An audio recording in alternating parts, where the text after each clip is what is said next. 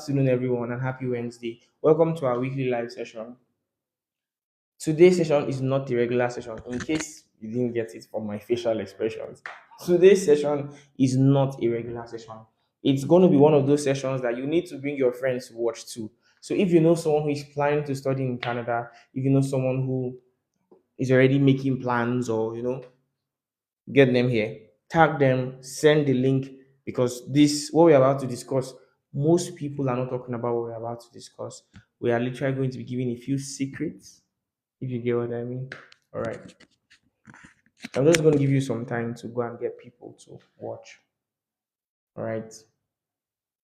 Okay, so I said I think so far I can see two people live. We can be more. I can see Fumilola live. I can see Miss Mary live. How you doing, ma? So let's get more people on this live. Let's share the link. Let's spread it all over. Thank you. You could also like the video a lot. Liking it gets more, pushes it out for more views. Yeah. All right. So I was saying that nobody missed me, and that's painful. Anyway, I'm glad to be back in your faces. All right. So let's move quickly. I said studying in Canada is not about admission. Yes. So studying in Canada is not about paying tuition fee. It's also not about getting a Canadian visa. It's about strategy. There's a strategy to studying in Canada, and we're going to talk about that. So let that sink in very quickly. There's a strategy to studying abroad in Canada. I'll start like this. The reality of studying in Canada today is what I'm going to speak on. Number one, let's be honest with you. The Canada of today is not the same Canada of 5 years ago. The truth is, immigration policies, they have tightened much more than they were 5 years ago. The visa officers now are more detailed in their analysis than they were 5 years ago. PGWP eligibility matters more now than it did 5 years ago. And the financial documentation of this year is more scrutinized than it was 5 years ago. Now, with all of these things I'm saying, it sounds like a lot of bad news, but there's good news. There's good news in this mix. All right. Canada is still one of the most structured, transparent education systems in the world. And so it is still a very good place to pursue your study abroad, your study abroad plans.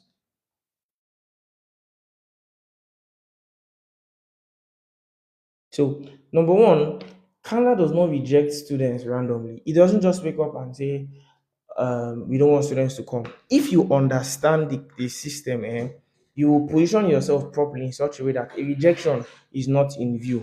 So I'm going to quickly ask, how many of us are planning to study in Canada this December? That's for December 2026. I would have asked for May 2026, but if you're coming for May 2026 intake, you are already very late to my guys, my people. So if you're planning to study in September 2026, you could just put your type in the comments. Engage, guys, engage.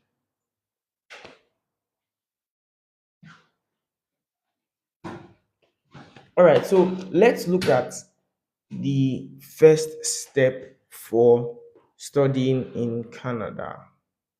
Step one, we'll be looking at program selection. So, like I said, everything about studying in Canada is strategy. And the first point of that strategy is program selection. This is where most students make their first mistake and sometimes their biggest mistake. Let me explain. Where we are not supposed to choose courses based on what our friends are choosing, or based on what course is cheaper, or based on what course is the most trending course now, or what course sounds nice and posh. No, that's not how you choose a course.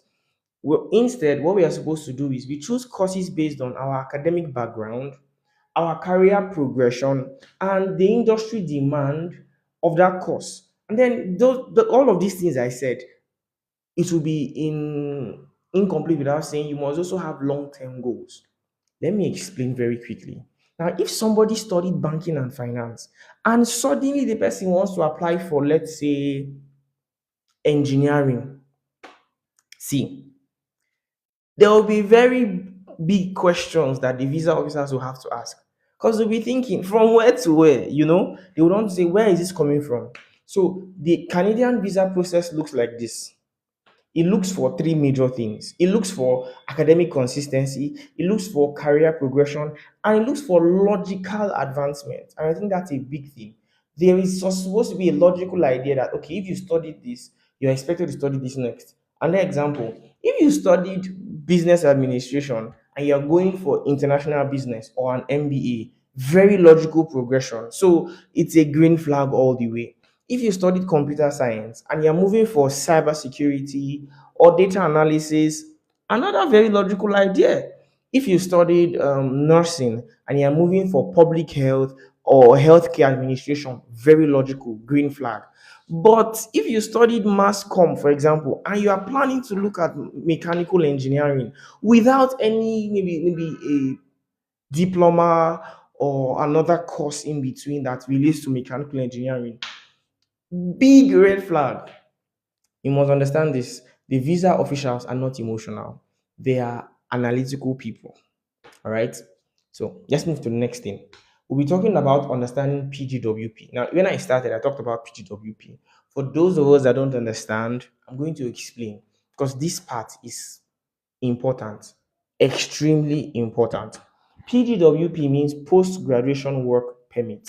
This PGWP allows eligible graduates to work in Canada after completing their program. But you must understand something. Not every institution qualifies for this. I'm sorry, and not all programs qualify. So you must be strategic to know the institutions that qualify for PGWP and the courses that these institutions offer that would are also qualify for PGWP eligibility. And most times it depends on the duration of the course.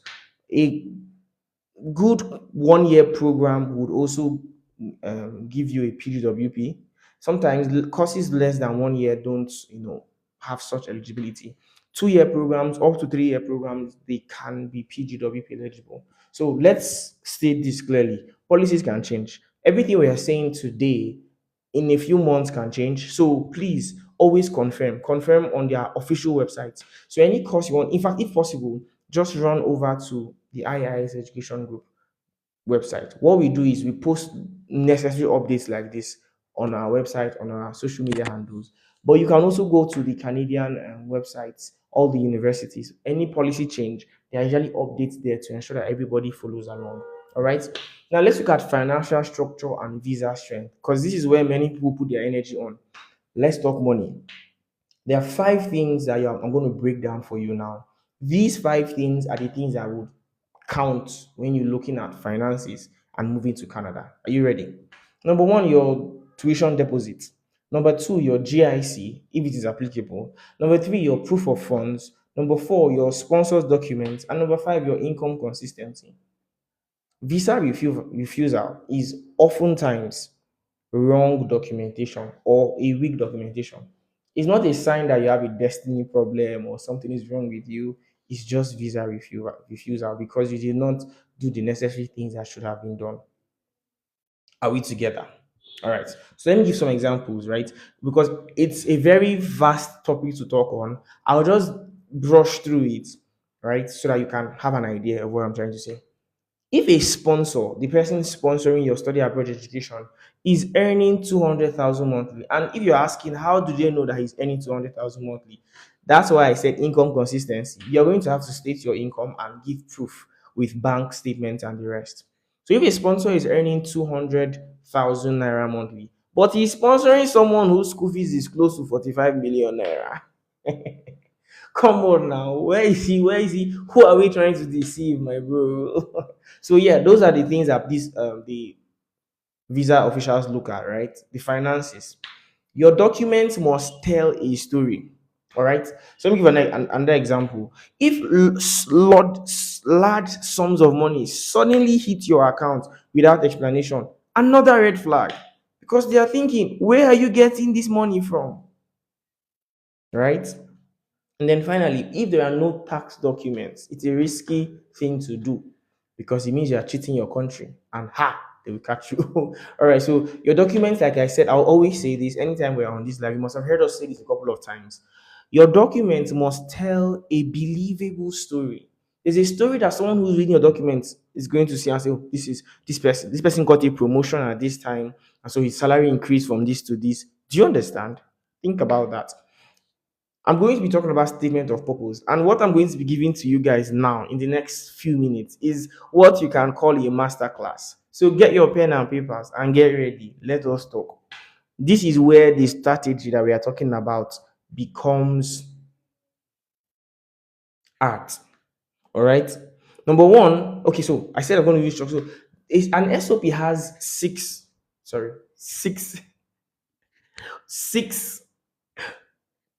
core parts. Number one is the academic background. Number two is the professional experience. Number three is why you are studying the program. Number four is why you're looking at that school for that program.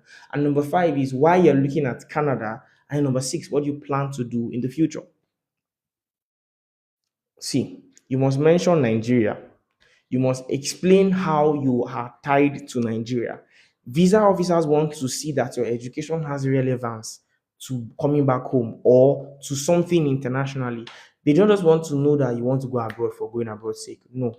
Let me give you guys a secret. A very important line that your SOP must have is, when I am done with this course, I intend to come back home and do so. A lot of people neglect that, and when they are denied, everything else may look right, but that exact statement shows that you have intentions of coming back. Let's not talk about whether you want to come back. This is just for your SOP. All right. Your SOP should sound like you. That's another thing many people don't talk about, because a lot of people's SOP looks like ChatGPT, or like they Google they something and copied and pasted. No, please try and edit the SOP so that it carries your voice. There are certain grammatical things that may not be errors, but they will show that this is a human written work, not just an AI done work. Especially now that everywhere is AI, you need to be very careful. So let's look at some common mistakes in 2026 applications. I'm going to go slow here so that you will not be lost. Mistake number one, waiting too late. Some people bring in their documents when it's very late, and somehow they expect the agents to do magic. How? How, my dear? You know that whole Nigerian idea of submitting things last minute? That thing you used to do in university, you submit assignments the morning of the assignment. You have to stop it though if you plan to study abroad. Number two, choosing courses based on the cheapest tuition. See, I understand that you're trying to save money, but if that is the only plan you have, just pick the cheapest one. The cheapest one may not align with your past academic experience. Remember, I told you guys that your story must be believable. There must be a pattern that it's following. Number three, ignoring province differences. So there are certain things that are okay in certain provinces, and there are certain things that are not okay in certain other provinces. Don't think every state in Canada is the same. No, the provinces matter. And so you must learn the differences in the provinces. Number four, some people don't check for updates in policies. And so they're making plans based on past policies that have been outdated. The problem with that is when a policy changes, everything relating to that policy changes along with it. So you need to be updated. And number five, using unverified agents. I don't think I need to see this over and again. Not everybody that says they're a study abroad company, I study abroad company. Come to us. We are sure we have testimonials, and that's why we share our testimonials a lot. It's not because we just want to share them and make noise, but we want to let you know that we are credible. We take our work seriously.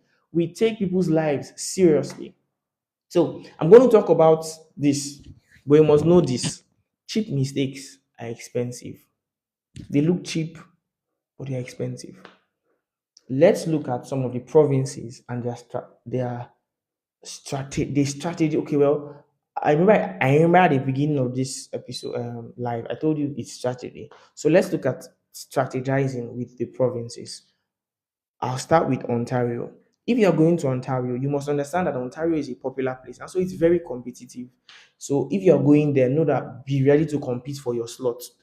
If you're going to Alberta, it's not as competitive and it has growing opportunities. So the thing about Alberta is that you're probably sure of a PGWP there. Then the next is Manitobia. Manitobia. In Manitobia, it is small but it's strategic. What that means is not every course would be wise to study there. You must be strategic about the course you want to study there, knowing that you are looking for a PGWP eligible course. And the British Columbia is like the Silicon Valley where there is tech and tourism. So you can also have that in mind. The cost of living is also different. You know that in a competitive place is going to be more expensive than in a small and strategic place like Manitoba. You must also understand that you please don't choose locations because your cousin is there or your auntie is there or someone you know is there. You should choose a location that aligns with your goals based on what we've just said now. Which of them is good enough for the course you're trying to study or for the course you're trying to further in? Right? So I'm going to give us just 1 or 2 minutes. And the idea for this 1 or 2 minutes is to take your questions. If you have any questions, I'm giving over the mic to you. Ask your questions now and we'll answer them. All right.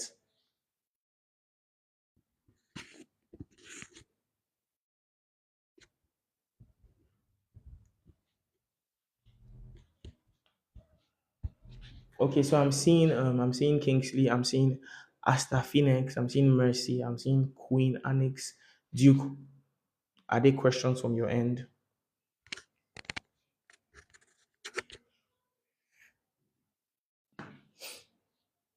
Okay, so as we round up, studying abroad is not luck. I said this in the beginning and I'm saying it now.